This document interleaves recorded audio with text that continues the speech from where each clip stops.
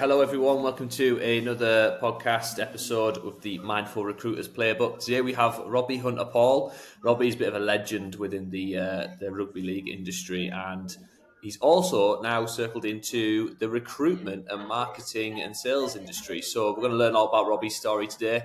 It's going to be exciting, it's going to be high energy. Apologies if you hear anything in Robbie's background. There's some really inconsiderate people about, isn't there? But right, let's get started. Robbie, tell us in short 60 seconds who you are, what you do. Who are you? Who are you? People used to sing that to me, so most people realise that from my accent. I'm not British, although I do have British grandparents. So that means that you guys haven't been able to get rid of me for over 30 years. 30 years I've been in this country. People get less for triple homicide, right? You've tried to get rid of me, but you've failed. You've all failed. Who am I? I'm an ex-professional rugby league player. Came to England in 1994. Knew nothing about England. From this little country in the South Pacific called New Zealand. Came over here, knew nothing about England, and came signed with Bradford Northern, they were called at the time, rugby league club. And it's quite funny actually, because the weekend before I flew out, so I knew nothing about England. I knew less about the city in the north of England called Bradford. And I was watching Sky Movies in New Zealand, and this is the weekend before. We flew out on a Wednesday. This is Saturday night. So 5 days before I flew out, and I'm watching this movie, and this movie is set in England. Anyway, the movie was called Rita, Sue and Bob 2. Now, Harry, you don't get that because of your age, but Mike will. So Rita, Sue and Bob 2 is a black cult comedy set in Bradford on a council estate in Buttershaw Council Estate in Bradford. It's about babysitting shagging dad from a council estate and all the world that evolved around that. It's got so many colloquialisms, absolutely brilliant. It's the funniest. I watched it about 2 years ago, rewatched it about 2 years ago. Absolute comedy gold. You understood it this time. I completely understood it. I didn't really know what I was watching back in New Zealand as a 18-year-old boy. But as a 46-year-old man, yeah, I completely got it. So the best way of describing it is just think of the original Shameless program, but it was a movie. So as Shameless talks about a certain demographic of society, this is definitely what Rita, Sue and Bob 2 was about. So brilliant movie. And so that was my introduction to Bradford in the north of England, was Rita, Sue and Bob 2 and that council estate in Buttershaw, et cetera. But ended up playing rugby, really loved my time playing rugby, had a great career. Majority of the sort of success came with the Bradford Bulls during their golden era from about 1999 or 97. It was the first time they won the Super League through to 2006, the last bit of silverware they won at major level, which was the World Club. And made my career. I got to represent my country, represent New Zealand 30 times, and that was the reason behind wanting to become a professional sportsman. To represent your country, you had to play professional rugby, and that's what I did. That's a pathway that I followed up until I was getting a bit longer in the tooth, and I had to figure out what I was going to do post-career, because albeit rugby was a great... What's up, guys? This podcast episode is sponsored by Platinum Wellbeing. Platinum Wellbeing is the world's first proactive employee assistance program. They assess health every 3 months using an app, and then they present opportunities to users to access support before the worst happens. They have 24/7 care available, and they offer workouts, learning material, management tools, and so much more. You can even buy meal prep on this app. It's amazing. Go sign up via the link in the description below. Visit www.health-co-international.com/platinum-wellbeing to find out more information on what they can do for your organisation. Platinum Wellbeing can match pretty much every existing deal with a normal EAP, but we can be proactive and offer more support. So head over to the website and see what we can do for you. way to make a living and a good way to make a comfortable living it was never going to sustain me for the rest of my life. So I had to figure out what I was going to do, and I thought, what's the best way of sort of leveraging these 18 seasons I've had professionally, getting my head knocked off. And I thought, well, when I go into sports administration, and I thought, well, the best way of doing that would be to actually get some education behind me. And so I did a degree in sports marketing and public relations, the sort of forward, front-facing elements of professional sport, the commercial side of it as well. Did a lot of studies in and around sports sponsorship, but it was mainly marketing was the core module, marketing and PR. I went into sports admin, and then for 4 years, 2011 I retired. Started working back in 2011 to 2016, so 5 years in sports admin. And then, circumstances, and I'll probably explain the circumstances a little bit later on when we get into the wellbeing space. Circumstances arose, and life happened, and I left sports administration and started my own agency. We started out as a sports sponsorship agency because that's what I knew. And very quickly become a digital marketing agency, and we've done that since 2016 with a small team. And we started off our idea with our main client was a recruitment group called TXM, and then ended up going into multiple different sectors, and we've kind of worked our way back to recruitment again. So had a pretty, worked with recruitment companies over the past 3 to 4 years, and have a pretty good understanding of the challenges that faces, recruitment agencies, their agents, their personnel, and got a pretty good grip on. Basically, trying to help them. So the tools that we discuss from a wellbeing point of view, they're replicable to any industry sector, but it's just nice to know what you're working with. So when you kicked off, excuse the pun, in your rugby career and all that side of things, you'll have had some mantras or things you'd have said to yourself to get you motivated and get you doing stuff. How has that changed to what you're doing nowadays? Do you have a similar mantra that you work by? Is it the same as it was in rugby days, now that you're in marketing and recruitment and other areas like that? Or has that totally evolved into something far more less aggressive? Or is it mentally still as aggressive? Mentally as aggressive, and I'm much better now. If I'd have known then what I know now, I would have been. I represented my country over 30 times. Won the Super League 4 times, won on Challenge Cup twice, League Leaders Shield I think 4 or maybe 5 times, World Club 3 times. That's where the best British team or European team plays the best Aussie team, and we beat them 3 times. But if I'd have known then what I know now, from a well-being perspective and how the physical and the mental all ties together, I would have been a better athlete, achieved more, had a longer career, and interestingly, had less injuries.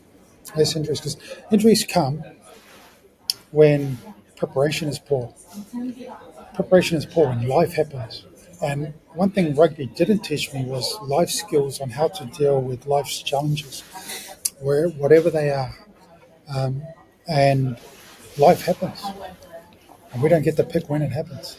What brought those learning curves along, Robbie? What was the moments where you thought, where you're saying, if I knew then what I knew now? When you were at that point where you needed to, where you made that key learning process for whatever it was that you'd gone through at the time, what was it? What was it that made you think, if I knew then what I knew now, what could you have actually done better when you were a fresh athlete? Yeah, what it is retrospect, looking back. So I can explain it now. So I came out of professional rugby with all the tools that made you great to be a rugby player.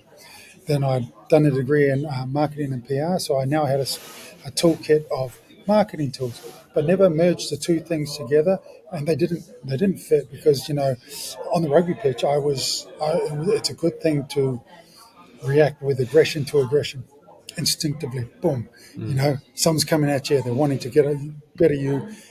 get that adrenaline coming through, make that hit, dominate the tackle, get through the tackle, or carrying the ball. I'm going to beat him. I'm going to beat him. I'm going to beat him. That doesn't work in the office. That No. aggression on aggression doesn't work. Because I remember one time I was having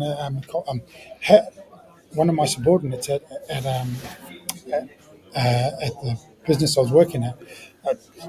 She had done something wrong, so I'm talking to her. I'm talking at her, just like I talk to a player on the field, directly and with a lot of forcefulness, right?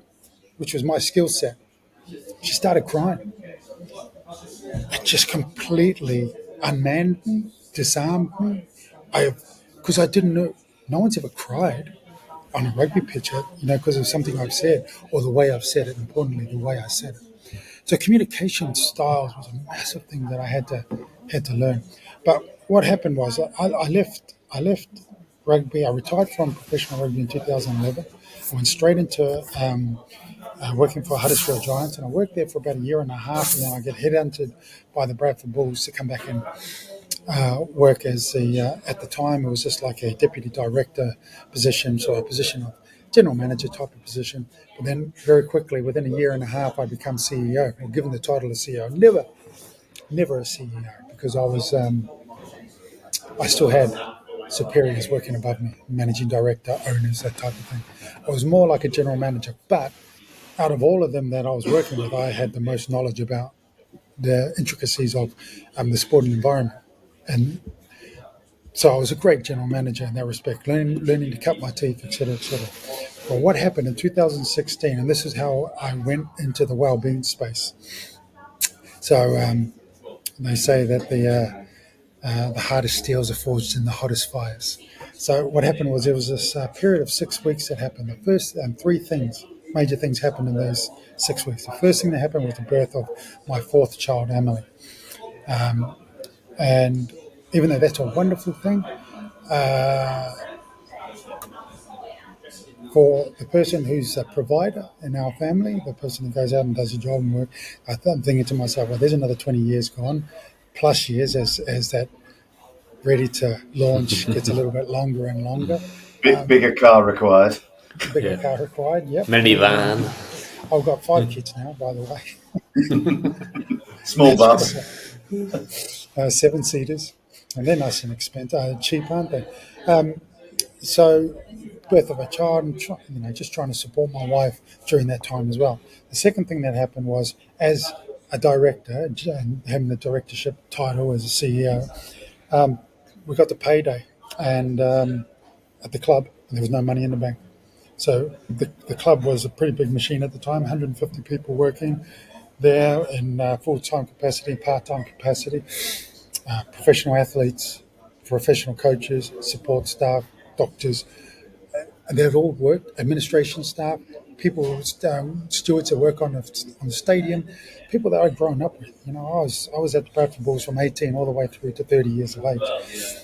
I'd grown up, the 13 seasons that I played there, I grew up with the people on the terraces, and they're all the people that work for clubs, love their passionate job, work for their club. It's part of their identity. They'd done their work, and they deserved their money, but there was no money. And the owner and the MD had gone on holiday and left me with the fallout. So I was a bit mad. And the third thing that happened was probably the hardest thing, was that the mother of my 2 oldest children, the partner that I brought from New Zealand to England with me, she got diagnosed with a really aggressive form of cancer. And in the space of 4 weeks, she basically went downhill and she passed away. And both my daughters were living at home with me. And it was, you're trying to be supportive for your daughters, and understand that this Tony was her name. Me and Tony did not break up on bad terms. We got together as kids and we just grew apart, as life unfolded. And so we broke up really amicably, and we had this relationship like brother and sister. We knew where all the bones were buried. We didn't need to lie to one another. We were very honest, and it was just really, really. There's no such thing as a good breakup, but it kind of was. So not only was I was trying to be supportive of my daughter, but I had lost someone that was so close to me. And I put that on hold for processing at that time. So I was getting no respite at home. I was getting no respite at work because people were turning up, needing to speak to me, even though I couldn't pay them. I had to listen to them, and it was just time after time. At home, it was relentless. Getting woken up at 3 o'clock in the morning with one of your daughters screaming because she's woken up in the middle of the night. Her mum's dying. Her mum's about to die. Just screaming. It's sort of, still you can see it still gets me now. So I was basically just circling the drain, sort of falling towards depression. And wasn't sleeping, wasn't eating, wasn't exercising, doing all the things that made me who I am as a person. And I just got pulled aside by my wife, my current wife, and my best mate. And then they did a pincer action. Us got together and just said, look, something's got to change. I couldn't walk away from my family, but I could walk away from the job. And so I left the job, and that was heartbreaking because the job was a part of my identity. And like I said, the people there I'd grown up with, and I felt like I was turning my back on them and leaving them with people that just weren't. I don't personally. I don't believe they were fit for purpose. But And you're not a charity. Because you've got a limited resource. There's one of those sayings, right? You can't set yourself on fire trying to keep other people warm. Yeah. And I kind of live my life by that. So I do put my own well-being before all else, because I know when I'm my best version of myself, then I can be supportive for other people. And that includes my family. So anyway, after I sort of I bottomed out, I was sort of shoehorned to go and get some third-party support. And I got put on a course of 8 weeks of one-to-one counselling. And the counsellor gave me loads of helped me understand myself, and gave me loads of little tools that I could use when I was starting to feel a bit rocky. I thought these were amazing. And then the charity that I went through to get that support, the sports charity, Rugby League Cares, they asked me if I'd want to become a presenter for them and do a load of wellbeing training. I thought, I never want to feel like this again. So they put me on mental health first aid course, suicide prevention course, psychological first aid course. I did a course in transcendental meditation, mindfulness meditation, anger management, that old fall back from rugby league, trying to repurpose that energy for the right ways and shut it off, not let the limbic system control so much, and integrating it with my rational human. So I just done 6 years worth of training, and with every bit of training, every new tool that I put in my toolkit, I was building this fortress around me. And then I just started to. Some of the stuff was for me. Other tools weren't. But I ultimately built a toolkit that I use on a daily basis. I built the toolkit and I worked it into my daily schedule. So my process. So I do it every day. I green belt that time. No one comes between me and that time. And like this, when we recorded this, it come at a certain time. I'm available after that time, because before that I exercise, and I'll do a meditation, and I eat well, and that's green belting. Between 12 and 1:30, that's green belting, and that's my time. You're not the first person that we've spoken to on these recordings talking about how specifically tight they are on what does and doesn't go on at certain times of the day. That's right. Okay, that's good. Well, I'm not alone then. One real positive out of that is because it's worked into my daily program. I don't have to think about it. There's no limbic friction going on. What should I do? It's programmed in. I know at 6 o'clock I get up. I know by 6:15 I'm doing zone 2 training. I know after that I do a 15-minute meditation, and then the next 45 minutes are my kids' time. So we get ready for breakfast, clean the bench, make sure they do their early morning homework. Then 8 o'clock we're upstairs, brush the teeth, boom, in the car by 8:30, drop them off at school. I like to say I'm off to work, but I'm normally going. One of the beautiful things about the Mindful Recruiters podcast is when Harry and I work together, we go into an organisation. You're talking about an organisation that needs to know what's going on with their staff. How many people are flirting with burnout? How many people are getting challenged? What's really going on with the health and well-being of individual staff? Once you then know those numbers, you then need to go to the next step, though, of what are the applied solutions Do we need some online counselling, or do we actually need to bring in some one-to-one coaching? Do we need to bring in some long-term reinforced support programs, some peer-to-peer groups, some masterminding? That's what the combination of Harry and myself bring into organisations. My world of mental wealth, Harry's world of Teesside health. Those combinations are so powerful because it makes sure that people are really, really focused on what truly matters. And they got data and evidence at the start, and you can see where the improvement is, and we can bring in tangible, clear, black and white ROI on everything we're doing. The value goes up. There's no quick fixes here. In the world of mental health, mental wealth, and well-being, it's long-term support that changes the game. No magic pills, but that's what we provide. Long-term support that helps businesses and individuals deal with isolation, deal with focus, and bring their productivity and performance up. Into the driving range, because there's a driving range between my home and my office. So straight in there, half an hour on the range, knock out 50 balls, headphones in, got my music, my me time, and then decompressed, and then into the office. And then I do what I call sprints, 2 work programs, 2 work portions between 10 o'clock and 11 and 12, and 12 in the gym. And then I've got 3 sprints in the afternoon, and this is filling in one of the sprints, this podcast now. And that program is repeatable. The only thing that gets in the way of that entire program is when we have our golf days, our 4 meetings. And so that's when your whole day's golf then, isn't it? Window, and I replace it with golf. But that means it's a write-off day. It's okay. I'm okay with it because I'm still doing 4 to 5. That's my Monday to Friday. Saturday and Sunday is my kids' time, my children's time. And even the evenings are mapped out. So what I'm doing now, and this is a tip that I picked up off another expert, removing limbic friction. So I plan. So people have limbic friction from trying to decide what they're going to watch on Netflix. Yeah. You sit there and forward.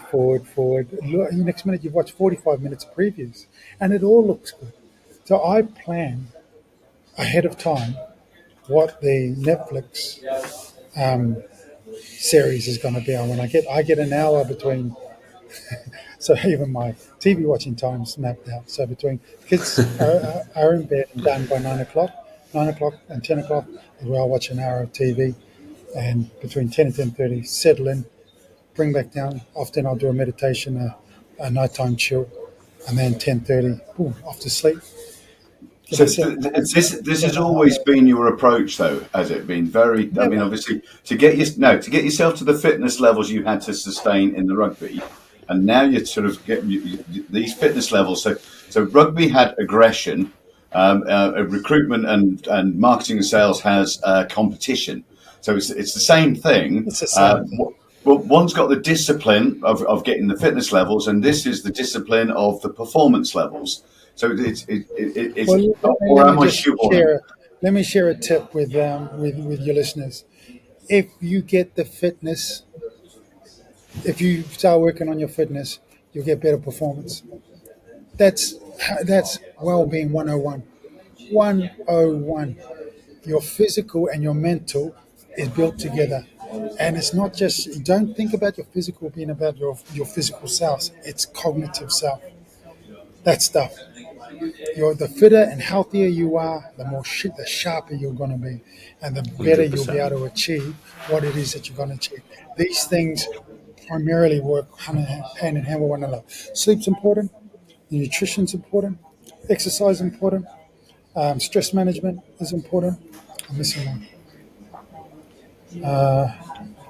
Sleep, mindfulness, figuring out. I mean, those 5 pillars. And you're pretty well done. But not only that, you're going to be the best version of yourself. That means that you're going to come in sharp. You're getting the right amount of sleep. You're not. Here's a take home for you listening. Leave your mobile phones outside your room when you go to bed. Yeah. Oh my God! I just heard it. Everyone went, whoa. You can hear it because I know what this industry's like. Remove the can of Monster from your desk as well. Take that away. You don't need Monster. It's horrible stuff. Poison. Sleep is such an important part of your cognitive ability to come up with the sales, your cognitive ability just to be sharp, to stay on your toes, because that's what this industry is like. It's brutal. Recruitment is brutal. And Charge your mobile phone downstairs. Mobile yeah. phone not next to the bed. Effectively, what you're doing, you're frying your brain. Here's an easy way of understanding your brain. So I'm going to use Dan Siegel's mindsight and mindfulness approach. So think of your arm as your spinal cord.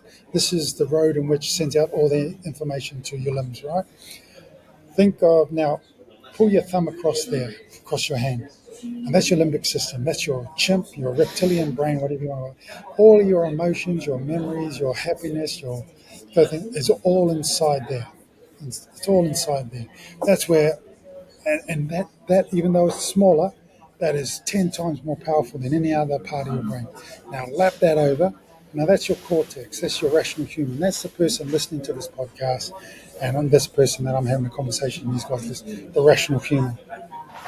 Like I said, this thing is 10 times more powerful than that. So when you blow up, someone cuts you off in a car, or you get a crappy email, and your mind just starts going, rah, that's the system. That's the chemical reaction going on inside this little system here. And more often than not, it's a little tail that wags the dog, and it shouldn't. More often than what we need to do is integrate these two things, identify when this thing's got control, because it serves us very little purpose. It's a good motivator. So like you get that email, go, oh, I forgot to do that. That awkward feeling, it's cortisol going into your system. So it motivates you to, send the email. So it's got its place, but you can't stay in that space for too long. Stay in that space for too long, it starts to swell, different elements start to swell, and then you start to slow down this stuff.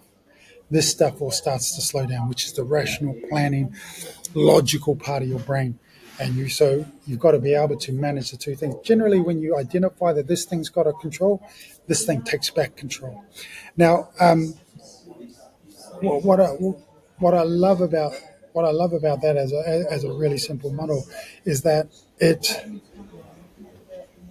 allows people to return back to that zero state and be able to think their way through things. The less stress that we have, the less swelling that we get in that element, in that part of the brain, then just the more the rational parts of the brain take control, and the more the better cognitively you can deliver whatever that you're trying to deliver, whether you're trying to hunt down a new candidate, or whether you're trying to get through to the right person in that client list that you need to speak to. Why recruitment then, Be the Robbie? best version of yourself. Why recruitment? What was it about the recruitment world that thought, hold on a second, Robbie Hunter Paul, I can add value here, I can make an impact here, I can do some good stuff, some damage, some whatever title we want to give it. Well, they're my people, aren't they? The athletes. Do you think they're the athletes of the business industry? I do. Yeah, I do. I think so. It's a good initiative. I've never come close to a mindset as close to those in my dressing room than recruiters. There's competitiveness. There's this constant looking over your shoulder, and look, these are the recruiters that last. These are your superstars, right? Your athlete. That mindset is the same as what I've experienced, and yeah, they strut about with a bit of an ego, and that's not bad. Ego isn't bad as long as it's kept in check, as long as you know how to manage it properly, and walk with your chest out, because it's not easy. It's, like I said, it's brutal. The sector is brutal, and that's why we're attracted to it. Their first clients, we went around the houses and came back to it, because the communication style is very similar. Very direct, very no nonsense, and just that ability. I love it when I meet great, recruiters, because they're just on it. They're on it, and loads of them play golf as well. It's a really likable trait, that. Yeah. Lots of high energy, lots of focus, lots of direction. So, what would you say would be the best bit of advice you've ever received that's really, really resonated and helped you along the way? Learn, learn, learn. Just, I tell the story. So one of my coaches was a guy by the name of Brian Smith. He's always been considered, during his golden era, he was considered in the top 3 coaches, if not the best, development coaches in the entire world of rugby. And he always said, you just learn. You got to learn. You always got to have a mindset of learning. And he said, at times you'll think you know it all, and you'll stop and you'll get burned. And even then, I'm sitting there going, no, I won't. I know it all. I'm thinking, I already know it. I always want to learn. And I was there, oh, you don't need to tell me this, I already know it. But that's not true. Anyway, so 2002. So I've been playing in the New Zealand Kiwis since 97, New Zealand international rugby team. And I was a young kid coming in at that time. And one of the good things about me, I'm not a big bloke. I was a halfback in a big man sport. But one thing, I was very powerful for my size, dense muscle for a little bloke, so I could lift as much as the forwards. And this was a generation where my generation was the first generation really started lifting properly, doing power cleans and stuff like that. The generation before mine, that was sort of a little bit longer than the two. So when I came in, I'm 20 years of age. And then there's a generation before mine that have sort of run about mid-20s. They only started lifting at the same time we started lifting. So it's been a part of all I've ever known, whereas it's been something that they've had to bring into their style of training. So when we got into the Kiwi camp, I'm lifting the same as the forwards. And I used to, love doing all of that. So I used to get like 120 kgs. So I was 80 kgs. So I'm lifting 1.5 times my body weight. And I come down, boom, lifting it out, which was considered really good at the time. So fast forward to 2002, 2003, and I'm on tour. Now I'm a 25-year-old. Now I'm 26, 27-year-old. I'm middle of the road, right? And I'm still lifting my weights as I do. So I go in, get the bench, warm up on 100 kgs. Yeah, it's the end of the season international, so you're not really lifting to grow, you're just maintenance. So you only do a few reps. So warmed up on 100, 110 on, 2 pumps, 120, 1 big press. Get up thinking I'm 10 men, like chest pumped out, full of blood. The next generation, so this was the first time the new generation came in, because it was after a World Cup. And these 3 young kids come in, they're like 19, 20 years of age. And they warmed up on my maximum. They warmed up on 120. And it was just a thing that, give me an uppercut. The game's gone. You're looking at these kids, and these kids are the new thing. If you want to stay relevant, if you want to continue to play international rugby, you've got to get with the program. So that preseason, when I got home, the coach was like, what are you doing? I said, man, I told them, I said, look, this is what these kids are lifting now. That's the benchmark. That's international level, and we've all got to get there. So I went to that next level. And so I got to a point where I could bench press 150 kgs in the back end of my career. The thing that goes last is your strength. The speed goes and your agility goes, but the thing that goes last is your strength. So I was still able to put that on, but I'd stalled, and the game got past me. And that was the worst series I ever played in. I played, starting lineup, I dragged halfway through the game in the second test, and I didn't even make the third test. So that was like a bit of a shot across the bow saying, hey, you don't know it all. You've got to stay at the forefront of the game. Learn. And what I mean by learn is not just learn your trade. Learn what makes you the best human being, the best version of yourself. And whether you like it or not, these are things that probably these guys won't like to hear. You got to know what you're putting in your body. Your nutrition is hugely important to your cognitive ability. And it takes 72 hours for alcohol, for example, to relieve your body. So you're still feeling the effects. So if you go out on a Friday night or a Saturday night, Friday and Saturday night, you're still feeling the effects by Tuesday. So if you're feeling like you're dragging your knuckles on Monday, it's not just because it's Monday and you've got a long week ahead. It's because you've not looked after yourself during the weekend. So getting the balance right of what you put in your body, but equally giving your mind a rest. Like, don't take your phones into your room at night. Treat your sleep like it's this hallowed thing that's so important and should be treated like it's precious, because let me tell you, it is. It's one of your 4 pillars to well-being and success and productivity is your sleep. If you have a poor night's sleep, you know how you feel in the morning. So if you want to be the best version of yourself, you've got to look after your sleep. Figure out what you put in your body, protect your mind. So mindfulness, you've got look up mindfulness. If you've never, anyone can meditate. You've probably meditated without knowing it. I did not believe in it. I have to say, mindfulness for me, I always had a problem with, because in my head, it was sitting on the top of a hill with your legs crossed, singing Kumbaya. But actually, the reality check was I did mindfulness through all of my sporting career, not to your dizzy heights, but if I swim and I go a long swim, well, that's active mindfulness, because when I get out of the open water, my head is clear, my mind is fresh, and I'm feeling brilliant. And that is mindfulness. For me, it's active. I'm not sitting still. So there are so many ways we can do it. And the other one you mentioned there, just to pick up on that nutrition piece. If you've got exams or a big presentation or a big event going, and there are times, and I've measured this on myself, if I eat the good food, the fish, the oils, the other things like that, my brain is so sharp in comparison to if you've had the food coma of fish and chips or whatever else it is in your belly. It just, your brain reflects what you've been eating. So I totally concur with what you're saying there. Absolutely. So, Robbie, off of that then, what is the worst piece of advice you've ever been given? Eat fish and chips. yeah. Each. Geez, that's a great question.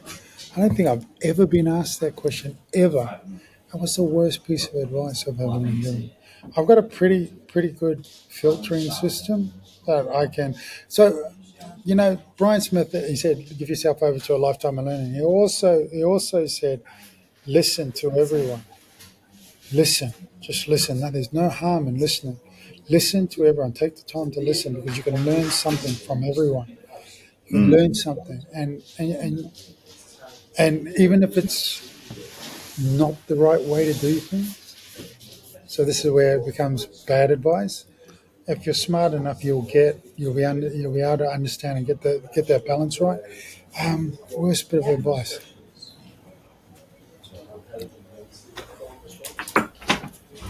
I have to come back to you on that one. I have no idea. Because We'll come back to that one then. Yeah, Well, look, I mean, maybe, and probably everyone can connect with this. Is like, let's just have one more. yeah, that is a bad piece of advice.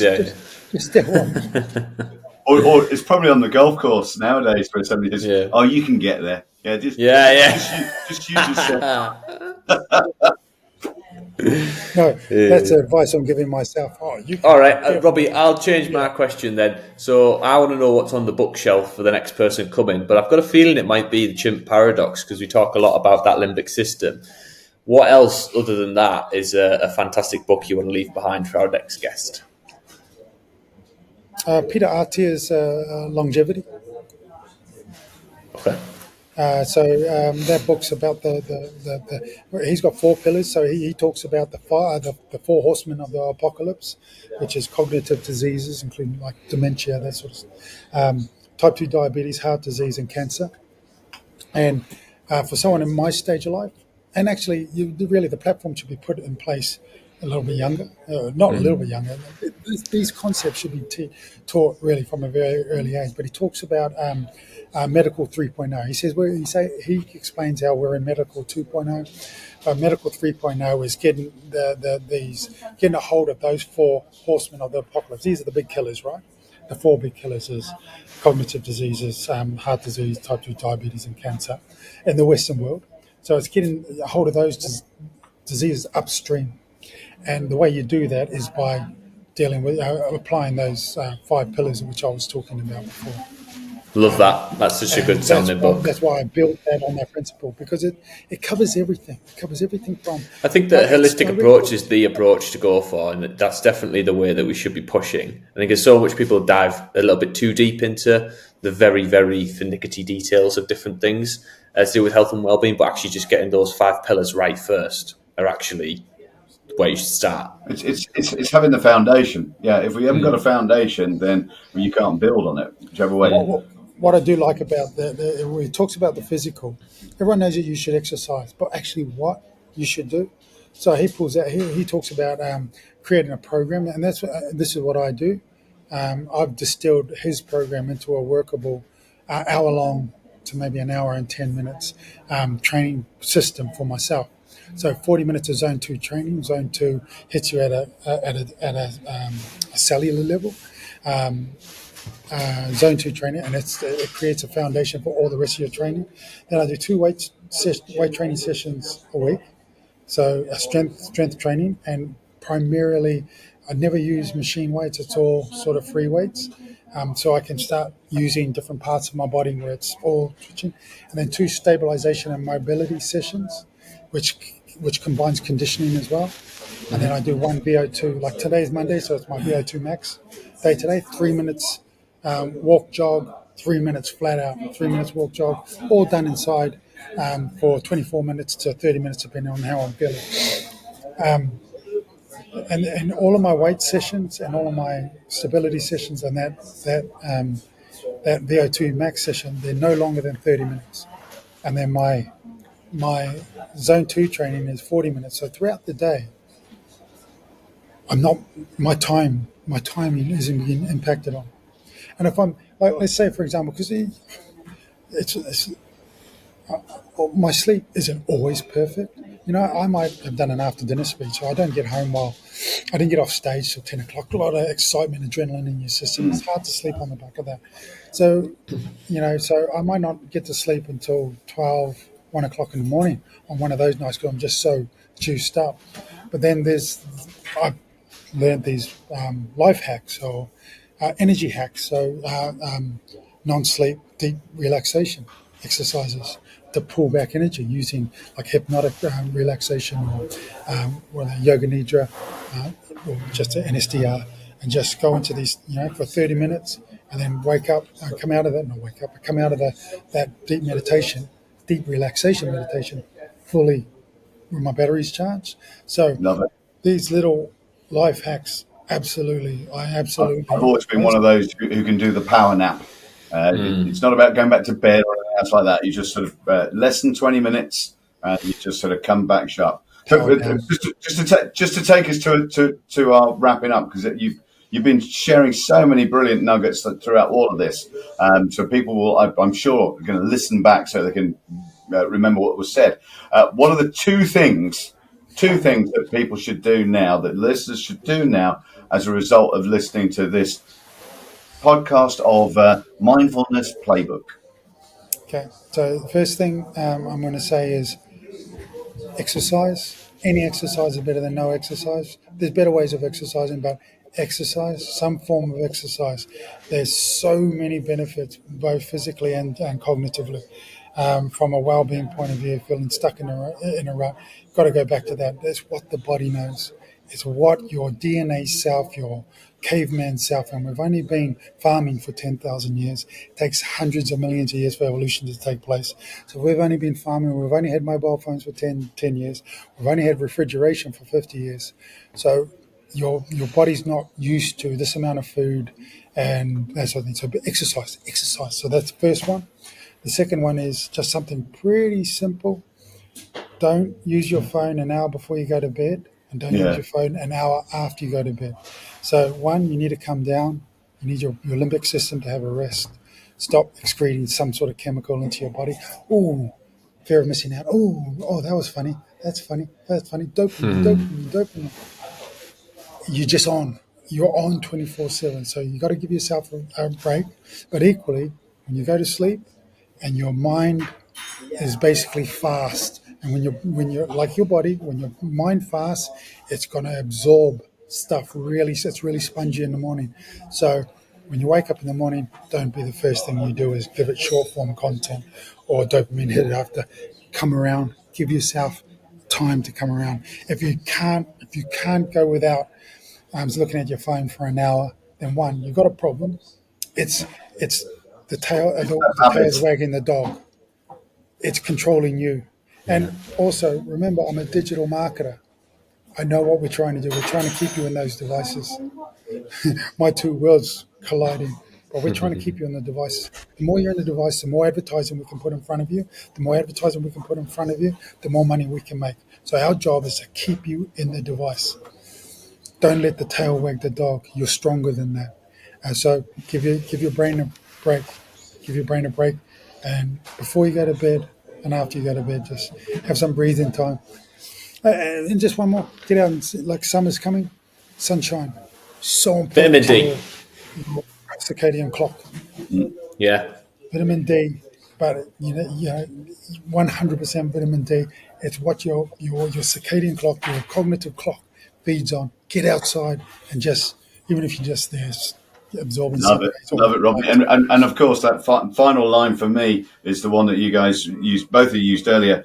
Recruiters are athletes of the business world. I like that. That is kind really of works good. for it.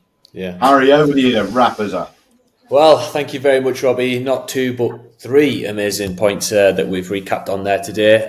So thank you for listening to Robbie Hunter Paul's interview on the Mindful Recruiters Playbook. It's been fantastic having you. If you want to check out Robbie on all of his socials, you got Instagram, Facebook, and Twitter, and LinkedIn at Robbie Hunter Paul. And as well, Robbie, any other shout outs you want to give before we sign this off? No, I'm all right. Oh, that was fresh. Thanks for listening, guys. Make sure you like, subscribe, and even drop a comment. If you want to get involved in the Mindful Recruiters Playbook, then please email us. Email will be in the description below. Thanks. Bye.